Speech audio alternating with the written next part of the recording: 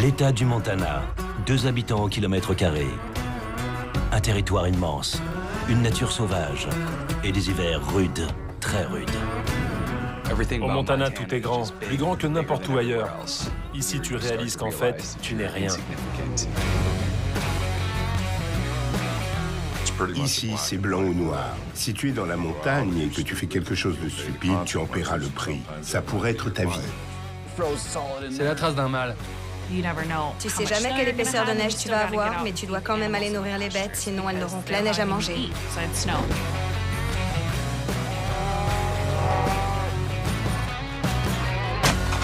Chasseurs, trappeurs, fermiers, ils sont rustiques, sans concession. Ils sont les descendants des premiers pionniers de la conquête de l'Ouest. Je peux relever le défi. Je ne l'ai jamais conquis, mais je suis mieux préparé chaque année. Tu dois savoir faire un peu tout et n'importe quoi pour survivre. Pour eux, pas le choix. Quelles que soient les conditions, la vie doit continuer. Et pour survivre, ils ont appris à tout affronter. Pour survivre dans la forêt, c'est dans ta tête. Ton corps peut supporter beaucoup plus que tu crois. Comme disait le vieil homme de la montagne avec un petit sourire au coin des lèvres, tu triches pas avec la montagne, mais tu peux quand même vivre avec. C'est un jeune puma.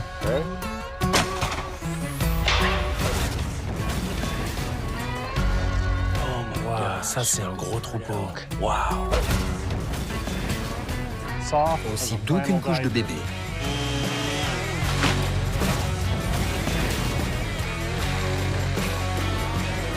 Ce sont des petits pièges très puissants.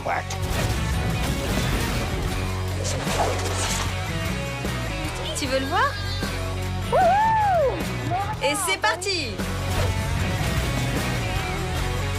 C'est comme ça que ça se passe ici, on dirait.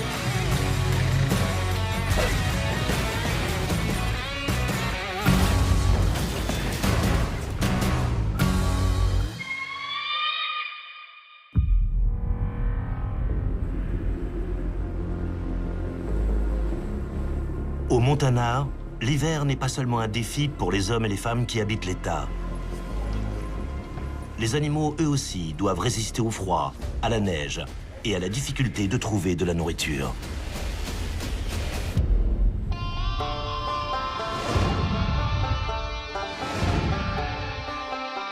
Près de Moult, sur la propriété des Hollenbeck, c'est une journée très spéciale qui se prépare.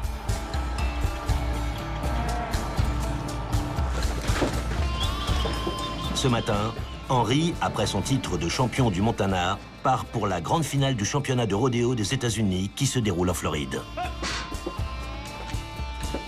T'as pas un avion à prendre? 10 minutes? 2 minutes. Ok.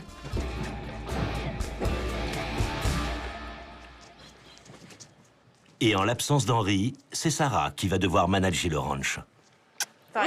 Tiens, j'ai pensé que ça te serait utile pour le soleil. Je t'aime aussi.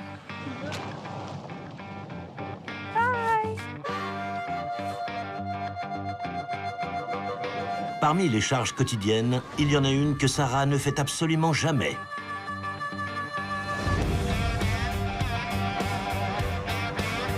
Piloter l'énorme camion du ranch que Henry utilise pour nourrir les moutons.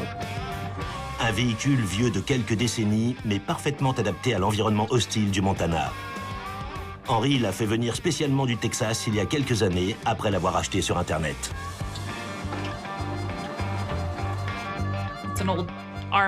C'est un vieux camion de l'armée, avec la mangeoire dessus. Quand je l'ai vu la première fois, j'ai dit « Oh mon Dieu, c'était juste énorme !» Mais l'hiver suivant, il y a eu tellement de neige. Certains de nos voisins ne pouvaient pas faire rouler leur camion. Et nous, avec notre camion géant, on pouvait aller n'importe où. Chez nous, tu sais jamais combien de neige il y aura. Mais il faut quand même aller nourrir les animaux dans les champs. Parce que sinon, ils n'auront que la neige à manger. Donc t'as intérêt à pouvoir rouler dans plus d'1 mètre de neige fraîche.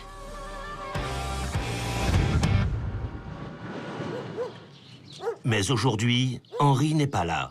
Et les moutons doivent recevoir leur dose quotidienne de nourriture. Pas le choix pour Sarah. C'est elle qui va devoir s'en charger. Honnêtement, je me souvenais plus vraiment comment faire. Mais il m'a fait un petit rappel express avant de partir. J'espère que j'ai bientôt retenu. C'est vraiment haut. Avant de partir, Henry m'a dit « Surtout, tu casses rien ».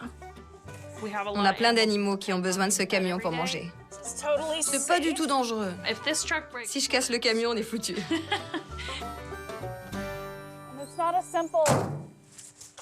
Pour démarrer, c'est pas une simple clé comme dans une voiture. Non, il y a bien 8 leviers et un truc à tirer ou pousser, je sais plus. Ça va être intéressant.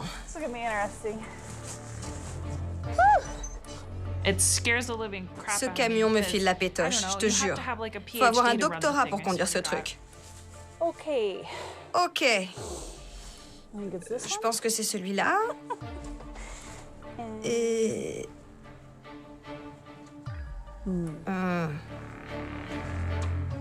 Non, ça marche pas.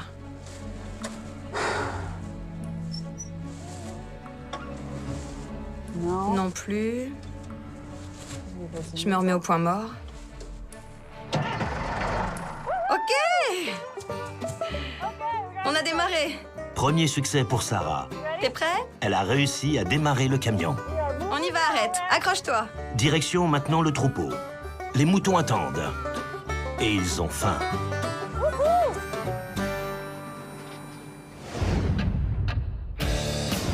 Pendant ce temps, tout près du petit village de Wilsall, les 500 vaches de la famille Harson viennent d'affronter une nouvelle fois une énorme tempête de neige. Depuis le début de l'hiver, le troupeau est confronté à une météo catastrophique. Ron, le vieux rancher, et James, son gendre, avec qui il gère les animaux au quotidien, sont inquiets pour la survie des femelles et de leurs futurs petits. L'hiver a été très dur. Je ne sais pas comment font les vaches pour supporter ça, bon sang. Je veux dire que je suis inquiet. On a beau les nourrir pendant tout l'hiver, j'espère toujours que les veaux naîtront en bonne santé. Parce que sinon, c'est la catastrophe. Pour avoir un veau en bonne santé, il faut une vache bien nourrie. Si sa mère reçoit suffisamment de nourriture, son veau se portera bien. Sinon, il pourrait aller beaucoup moins bien. Chaque jour, Ron et James doivent distribuer la nourriture à toutes les vaches du troupeau. Elles sont disséminées par petits groupes sur les 2500 hectares de la propriété. En tracteur ou en pick-up, c'est un travail titanesque pour les deux cow-boys. On leur donne une pleine ration de foin et on ajoute une bonne ration de paille aussi pour qu'elles puissent rester au chaud et s'allonger dessus et en manger un peu au passage. C'est ça qui les aide à garder les forces. Jusqu'à présent, on a eu de la chance et tout a l'air de bien se passer.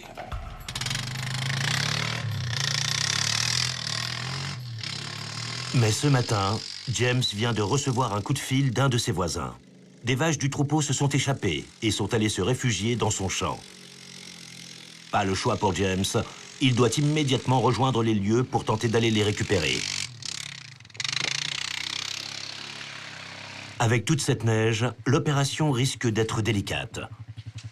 Heureusement, pour ce genre de cas, James a un atout.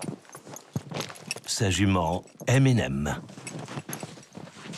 C'est la jument de ma sœur. Elle s'en servait pas, alors je lui ai piqué. C'est un cheval qui t'en fait baver de temps en temps, mais sinon, elle est super. Elle file droit quand tu la gères bien.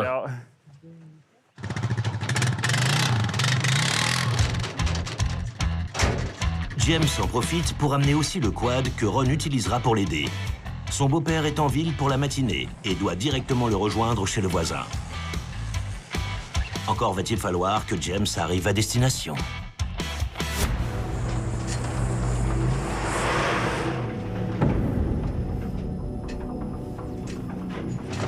Même avec son gros pick-up, tirer l'énorme remorque sur cette neige épaisse n'est pas sans poser quelques problèmes. Si James continue à s'obstiner, il risque bien d'en payer le prix. Merde. Et chier. Pas le choix, il va devoir chaîner.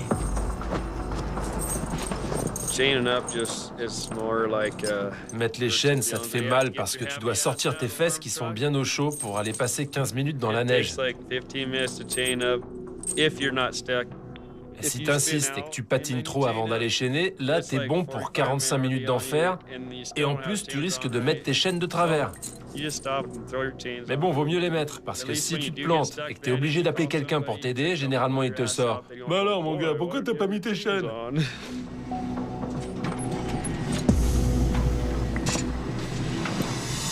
Mission réussie pour James. Il est temps à présent d'aller chez le voisin pour tenter de récupérer ses vaches en pleine tempête de neige.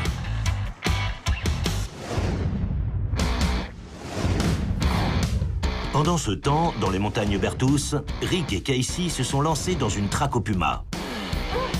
Norm, un ami de Casey, a repéré des traces d'un animal à l'orée d'un bois. Un gros mâle qui devrait peser plus de 80 kilos. Magnifique. Les chasseurs ont lâché les chiens. Norm est parti en éclaireur pour tenter de les suivre. Excellent. Casey et Rick sont juste derrière.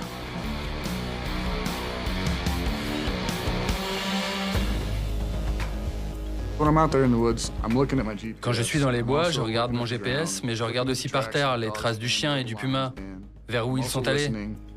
J'écoute aussi, je fais tout ça en même temps et je marche aussi vite que possible pour rester proche de mon chien.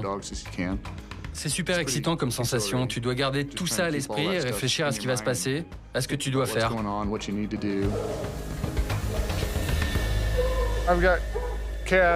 Tu vois, c'est le signal de cache là. Il est à 350 mètres. De ce côté, il court.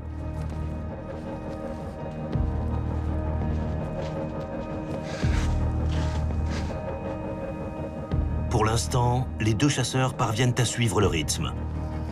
Mais la marche dans la forêt est de plus en plus difficile. On avait de la neige très profonde. Par endroits, c'était de la croûte, très dure. Le moindre pas prenait beaucoup de temps. On faisait ce qu'on pouvait pour suivre les chiens. Mais tu peux pas rattraper un chien ou un puma pour la simple raison que eux, ils ont 4 pattes, alors que toi, t'as que 2 jambes. Et ils seront toujours bien meilleurs sur la neige qu'un être humain. Les chiens commencent à sérieusement s'éloigner. Casey sait qu'il doit accélérer le pas sous peine de perdre le contact avec Cash. Mais derrière, Rick commence à accuser le coup. Faut que j'arrive à suivre les chiens. Me laisse pas te ralentir. Je te rejoins. Ok. Les deux chasseurs n'ont pas le choix. Ils doivent se séparer. J'étais obligé de laisser Rick. Je pouvais pas lâcher mes chiens. Rick est plus vieux que moi et un peu plus gros. Il pouvait pas suivre le rythme. Mais je savais qu'il se débrouillerait, il connaît bien la forêt.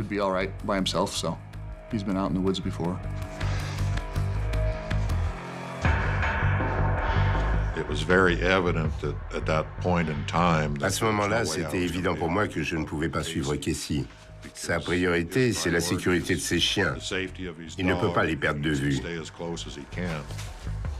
C'est ça aussi d'avoir 62 ans. Je vais plus aussi vite que quand j'en avais 35. Casey se lance sur la trace de son chien. Pour sa première traque au puma, Rick se retrouve au milieu des bois. Il va devoir se débrouiller tout seul pour continuer la traque.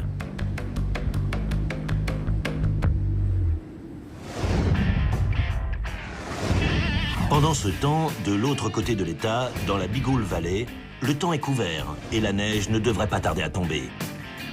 Pour la plupart des gens, une journée comme ça se passe chez soi, bien au chaud.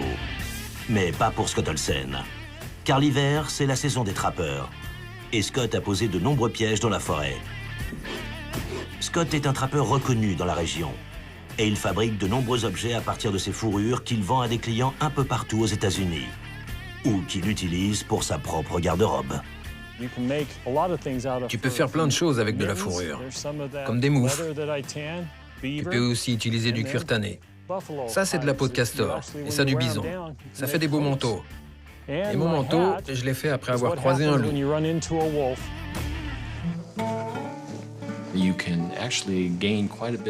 Et tu peux gagner encore plus d'argent quand tu fabriques des objets avec les peaux. Quelque chose comme ça, il y en a pour 75 ou 125 $ de cuir. Mais si tu en fais une sacoche avec du cuir tanné, avec des motifs indiens pour donner de la couleur, avec de la laine, des boutons en étain, un peu de frange là, au total, je peux vendre ça 250 ou 325 $. De nombreuses espèces d'animaux à fourrure vivent dans la Beagle Valley. Et l'hiver est la période idéale pour les attraper.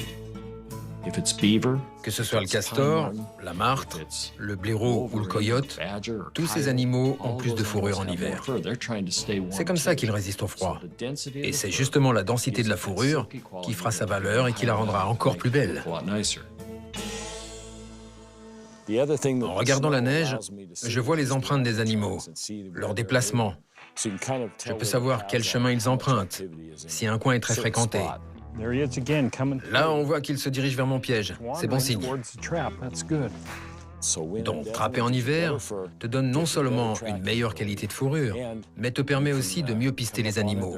Et comme ils ont faim, tu as plus de chances de réussir à les attirer dans tes pièges qu'en été où la nourriture est abondante. Cette année, Scott a décidé de concentrer ses efforts sur la martre des pins. Un petit animal discret, à la fourrure très soyeuse, qu'il n'avait encore que très peu piégé. Au début de l'hiver, Scott s'est fixé comme objectif d'en attraper 6. Suffisamment pour fabriquer les articles commandés par ses clients, mais pas trop, pour ne pas menacer la présence de l'espèce dans la région. Quand tu es sur la piste d'un animal en particulier, les techniques à utiliser sont spécifiques, car chaque animal a des habitudes différentes. Donc c'est un challenge. Au début, je connaissais pas trop la concentration des martres dans le coin, parce que ce sont des animaux très discrets. Comme j'en voulais 6, j'ai posé 6 séries de pièges à différents endroits dans la forêt.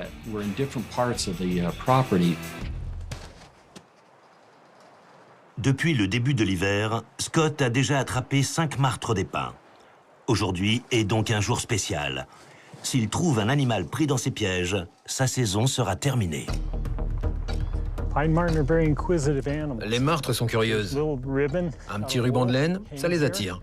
Elles viennent voir ce que c'est. Et puis elles voient la viande derrière le fil de fer. Et comme les martres adorent la viande de castor, je vais les appâter avec une odeur. C'est de la glande de castor mélangée avec un peu de cannelle. Vu l'odeur, je peux te dire que t'as pas envie de t'en renverser sur toi. J'ouvre, je prends une petite brindille que je trempe dedans.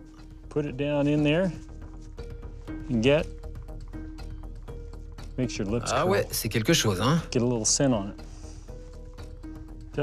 J'en mets un peu. Pas la peine d'en mettre trop parce que ça sent vraiment fort. Et on laisse la brindille dans le piège. Ça va embaumer les environs et attirer les martres. Mais la journée démarre mal pour le trappeur. Partout où il va, ses pièges sont désespérément vides. Rien aujourd'hui. Je replace mon appât. Bien vérifier que tout est OK. Il y a toujours de la viande à l'intérieur. Oh, ça débouche les sinus.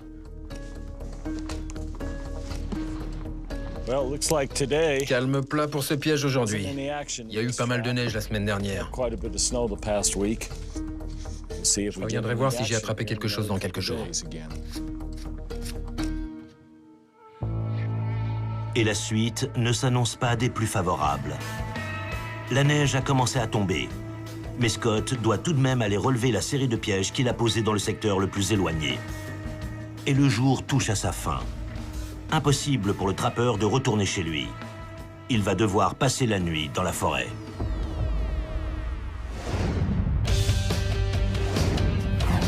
Pendant ce temps, près de Molt, sur la propriété des Hollenbeck, Sarah et Rhett sont à bord de l'énorme camion du ranch. Ils arrivent près du troupeau de moutons qu'ils doivent nourrir. Tu t'amuses bien? Sarah a réussi à faire démarrer le camion qu'elle ne conduit habituellement jamais. À présent, il va falloir actionner le système qui permet de distribuer la nourriture aux moutons. Elle doit sortir par une trappe située sur le côté du véhicule. Il y a réellement 10 boutons et leviers qu'il faut activer dans un ordre précis. Et parfois, il faut mettre les gaz et ensuite tirer ce levier, revenir au point mort, tirer un autre levier et mettre les gaz à nouveau. Comment veux-tu te souvenir de tout ça, à moins de le faire tous les jours? Salut, mesdames!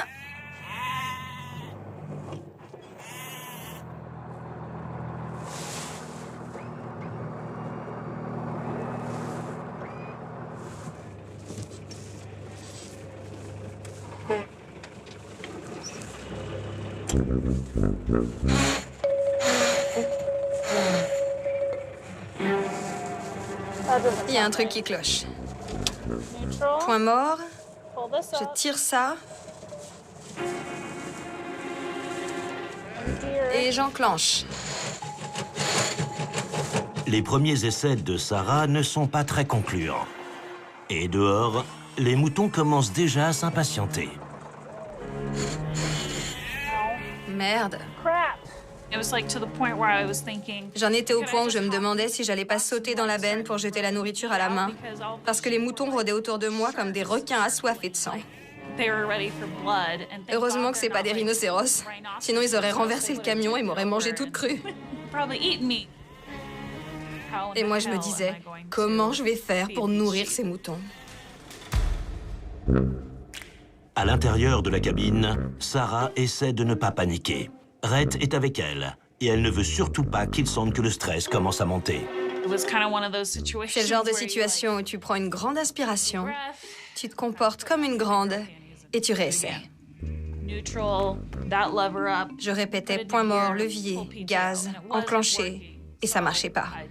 Donc j'ai essayé le même enchaînement, mais à l'envers. Et j'ai réessayé, mais ça marchait toujours pas. Il n'y a pas de manuel pour faire ça correctement. C'est juste une question de toucher. Mais Sarah n'est pas du genre à abandonner. Et après plusieurs tentatives, le système finit enfin par fonctionner.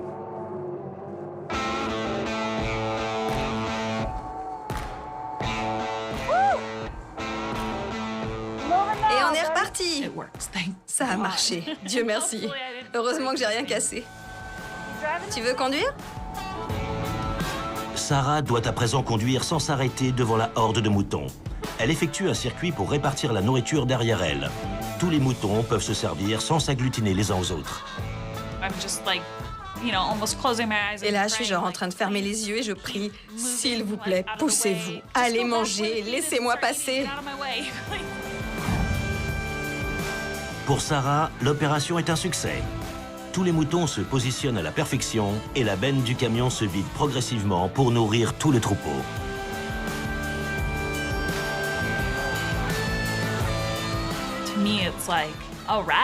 Là, je me dis, bien joué, Sarah. Tapement 5, c'était incroyable. Je sais que Rhett sera fier de moi quand il sera plus grand. Il se dira que sa mère est cool et qu'elle lui fait pas trop honte, j'espère. On prend une photo pour papa? Un petit sourire? Cool! Ramène-nous à la maison!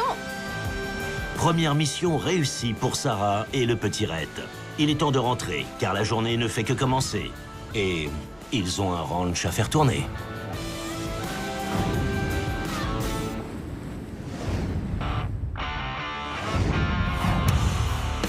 Pendant ce temps, tout près du petit village de Wilsall, James Dunkel est arrivé dans le champ de son voisin, là où quelques vaches de son troupeau se sont échappées. Certaines sont allées se protéger au milieu des buissons. Mais James doit absolument les ramener avant la nuit jusqu'à la grange du ranch. Sinon, elles pourraient se retrouver coincées par la neige dans les buissons et certaines pourraient même ne pas survivre. Fallait absolument qu'on sorte les vaches de ces broussailles. Ça peut être dangereux là-dedans.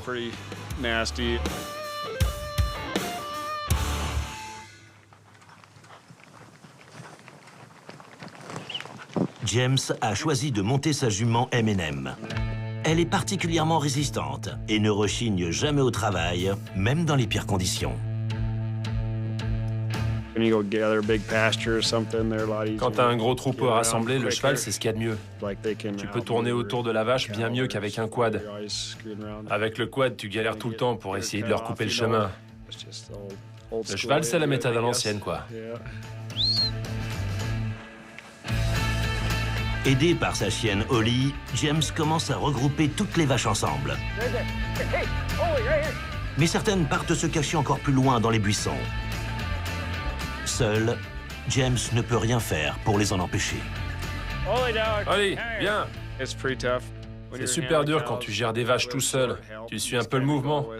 Il peut juste changer un peu la direction dans laquelle elles vont. Allez, filles.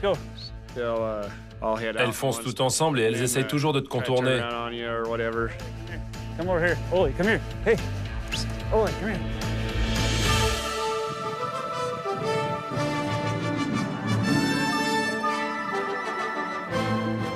Heureusement, Ron vient d'arriver de la ville pour aider son gendre. Et lui, pour rassembler des vaches, ce qu'il préfère, c'est un bon vieux quad.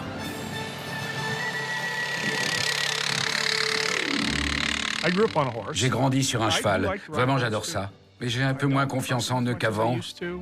Maintenant, je me suis habitué au quad. Et je me sens beaucoup plus à l'aise avec. Ron est bien décidé à régler la situation au plus vite. Direction les buissons pour aller chercher les retardataires et les ramener au ranch. C'est plein de buissons et c'est dur de manœuvrer là-dedans. Les vaches sont bien plus à l'aise que nous pour s'y déplacer.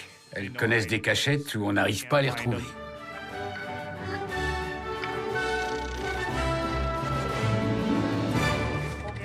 Mais Ron, malgré toute son expérience, va être ramené à la dure réalité de l'hiver dans le Montana et se retrouver subitement à l'arrêt.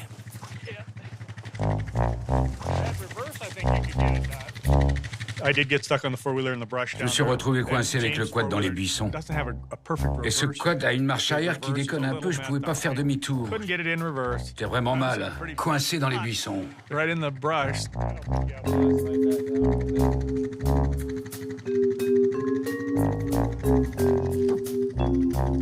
Ron est complètement piégé. Mais les deux ranchers vont devoir vite trouver une solution. Le jour touche à sa fin et les vaches doivent absolument être ramenées au ranch avant la nuit.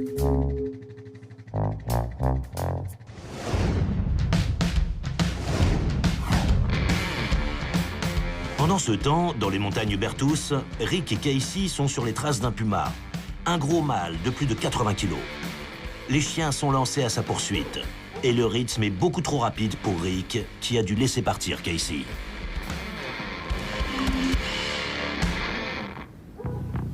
Rick essaie de ne pas trop se laisser distancer. Pendant quelques minutes, il tente de suivre les traces laissées par Casey dans la neige.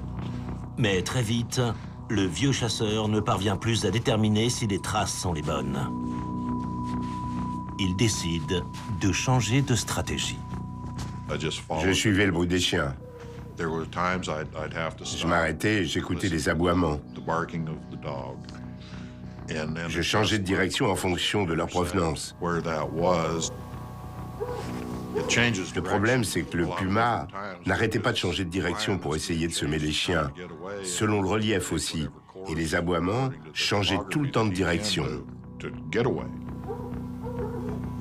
Les chiens doivent se trouver à quelques centaines de mètres de Rick. Et brusquement, les aboiements changent de tonalité. On dirait que les chiens ont coincé le puma dans un arbre. Enfin, j'espère.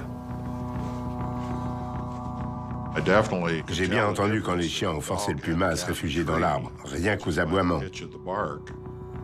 J'étais super impatient parce que je savais que je me rapprochais. J'avais juste peur de ne pas arriver à temps et que le puma ait le temps de s'échapper de l'arbre. Mais l'ambiance dans la forêt va soudainement changer. D'un coup, le bruit des aboiements s'arrête. Il n'y avait plus un bruit, plus de chiens qui aboyaient. Je me suis dit, il y a un truc qui ne va pas. J'avais perdu la trace de Casey, j'entendais plus les chiens, je ne pouvais plus rien faire.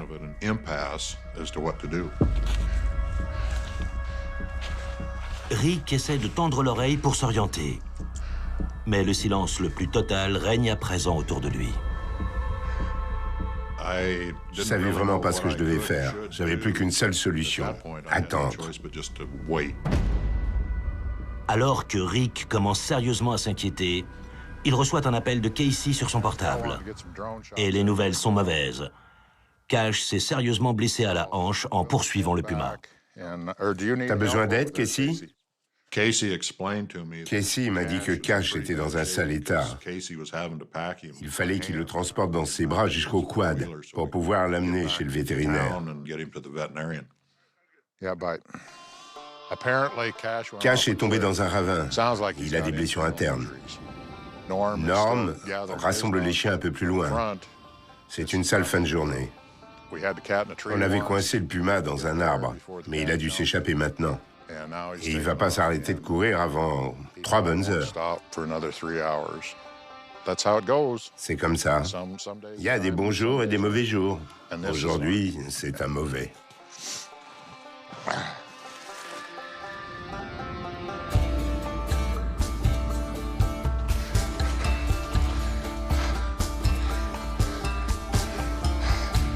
Rick doit retourner au quad de toute urgence. Et alors que le chasseur tente de retrouver son chemin à travers les bois, Casey, lui, est déjà arrivé au véhicule. Il tente de prodiguer les premiers soins à son chien. Il ne saignait pas, il n'y avait pas de fracture ouverte. C'était déjà un coup de bol. Mais Cash voulait plus bouger. Je savais qu'il y avait quelque chose de pas normal. Quand on est dans les bois, mon chien passe avant tout. C'est mon meilleur ami. J'avais qu'une seule envie, c'était l'emmener chez le véto pour qu'il puisse l'examiner.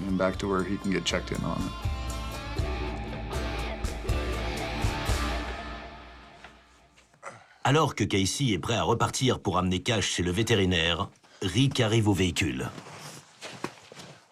Casey, qu'est-ce qui s'est passé? Il avait coincé le puma, mais il a sauté de l'arbre. Cash a essayé de le suivre, mais il est tombé dans le ravin. Ça va aller? Je sais pas, faut qu'on l'emmène chez le véto. J'ai réussi à l'avoir au téléphone. Il m'a dit de lui mettre une bande de compression. Oh, Cash! J'étais sur la crête et je descendais dans un petit goulet, mais à mi-chemin, tout est devenu silencieux. Quand je l'ai trouvé, il n'y avait pas de sang, mais ça peut être interne. On va chez le véto pour faire des radios. C'est quand même mieux que de se faire bouffer par le puma. Ouais, c'est clair. Faut qu'on se tire d'ici. Ouais, faut qu'on y aille. Ok, alors en route. Ils nous attendent. C'est ainsi que se termine la traque au puma de Rick et Casey.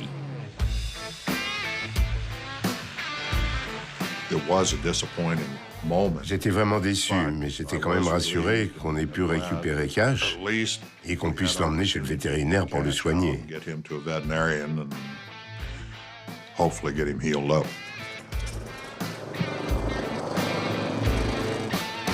Après la panne de son quad lors de sa première tentative, c'est donc un deuxième échec pour Rick. J'espère que cette chasse au puma n'est pas maudite. C'est la première fois que j'ai autant de problèmes sur une chasse. Oh, mon lit est prêt? Faut pas que Rick abandonne. Je crois pas qu'il abandonnera d'ailleurs. C'est pas son genre, il va s'accrocher. On y retournera et on trouvera un puma pour lui. Des fois, il y a des trucs que tu réussis du premier coup. Et des fois, il faut des années pour y arriver. C'est ça la vie dans la nature. Je vais pas lâcher le morceau, moi. T'es jamais sûr de tuer l'animal que tu chasses. Tu t'attaques à mère nature, tu t'en prends aux éléments, donc t'es jamais sûr de rien.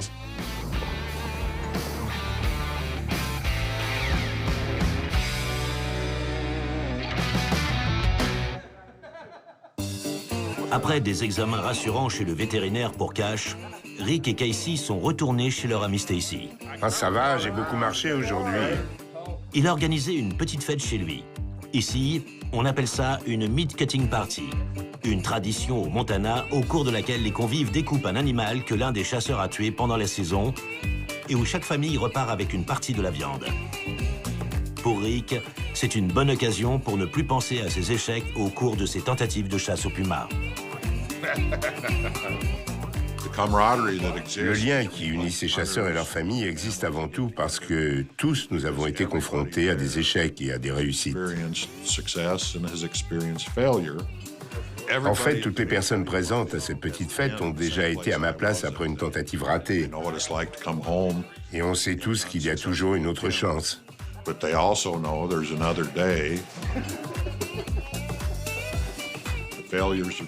Les échecs sont déjà derrière moi.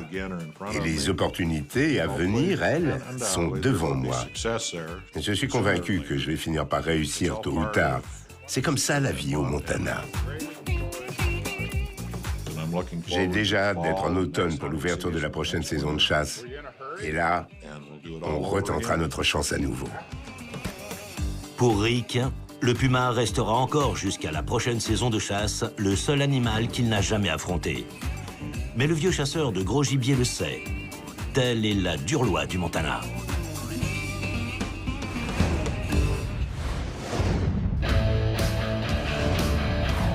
Pendant ce temps, tout près du petit village de Wilsall, James Dunkel et son beau-père Ron Arson tentent de récupérer des vaches de leur troupeau qui se sont échappées.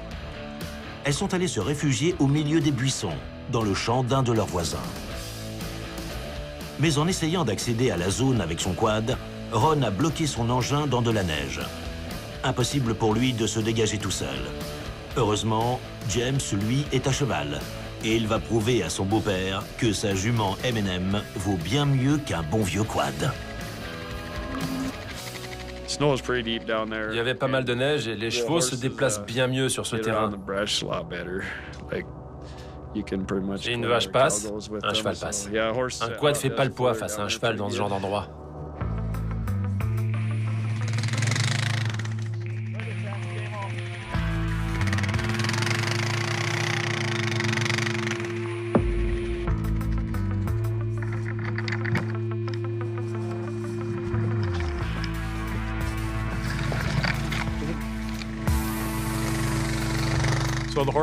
Le cheval m'a bien sorti de ce merdier. Sans lui, je serais sans doute encore coincé dans la neige à me démener pour sortir. Non, c'est clair, j'aurais jamais pu m'en sortir tout seul. Après ce contretemps, les deux cow-boys doivent à présent retrouver les vaches qui ont eu tout le temps de s'échapper à nouveau. On essaie de ressortir par ce côté, Ron? De ce côté-là? Ok, ça me va. Je vais essayer d'aller plein nord. Ouais, mais moi, je passe pas là-bas. Alors, il faut que tu fasses le tour. Ok, je passe par là. Je vais chercher la sortie. Je sais pas du tout où sont passées les vaches. Pas le temps de traîner pour Ron et James. La nuit commence à tomber et il faut impérativement ramener les vaches au ranch.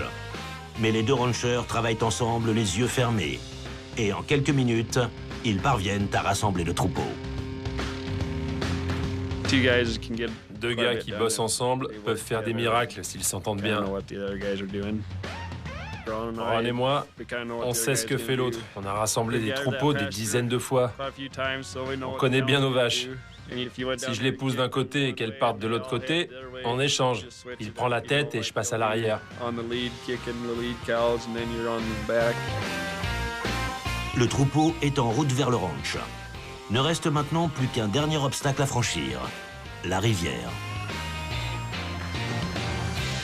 Oli, au pied.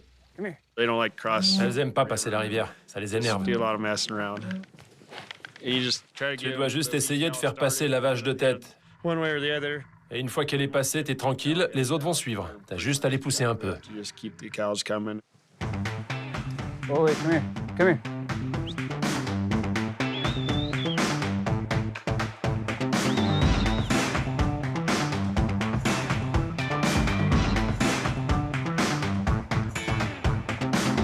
James et Holly, sa chienne, parviennent à faire franchir la rivière à toutes les vaches qui s'étaient échappées. Mais les deux cow-boys le savent. Ils pourraient très bien être amenés à revenir. Ce n'est pas la première fois que leurs vaches s'échappent pour se cacher dans ces satanés buissons. Et sûrement pas la dernière. Ces broussailles nous posent toujours problème, que ce soit l'été ou l'hiver.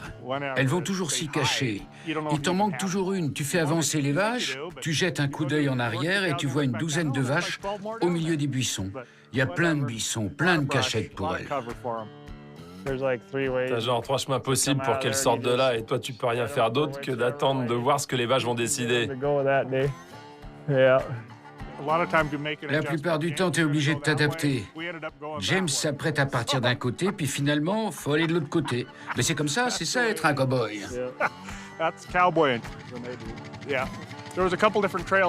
Et oui, il y a plein de chemins, j'ai pas pris le bon. J'ai pris une branche par en dessous et mon quad s'est coincé. Aucun espoir de m'en sortir. Je risque bien de me recoincer si ça continue, on verra bien. Mission accomplie pour Ron et James. Il est temps de ramener les vaches au ranch. Mais le beau-père et son gendre peuvent être fiers. Ils ont encore prouvé qu'à eux deux, ils sont prêts à tout affronter pour protéger leur troupeau.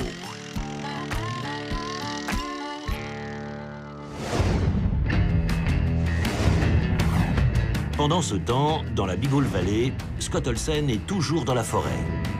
Il a passé la journée à relever ses pièges en espérant avoir attrapé sa 6e martre des pins de la saison, sa dernière de l'hiver. Mais tous ces pièges étaient désespérément vides.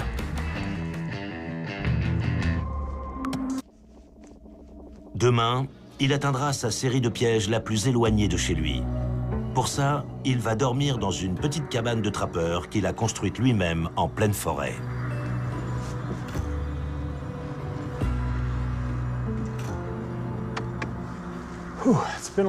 Ça a été une longue journée à relever tous mes pièges à martre. Et ils sont répartis sur des kilomètres. Les premiers pionniers partaient en sachant qu'ils passeraient la nuit dans les bois. C'est pour ça qu'ils avaient construit des abris. Cet abri, quand je l'ai redécouvert, il restait 3 bûches. À peine une ruine. Mais ça m'a servi de base pour reconstruire mon propre abri. C'est là que je dors ce soir.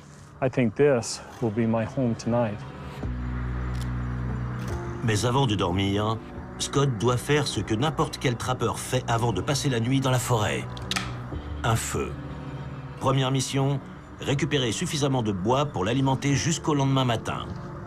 Indispensable pour survivre alors qu'il fait moins 30 degrés dehors.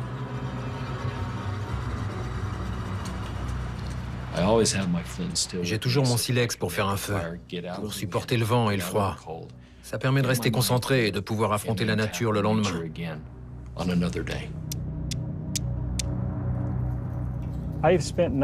J'ai passé pas mal de nuits dans cette cabane à moins 35 dehors. Je fais un feu au milieu, le vent rentre pas, et même un petit feu te réchauffe bien.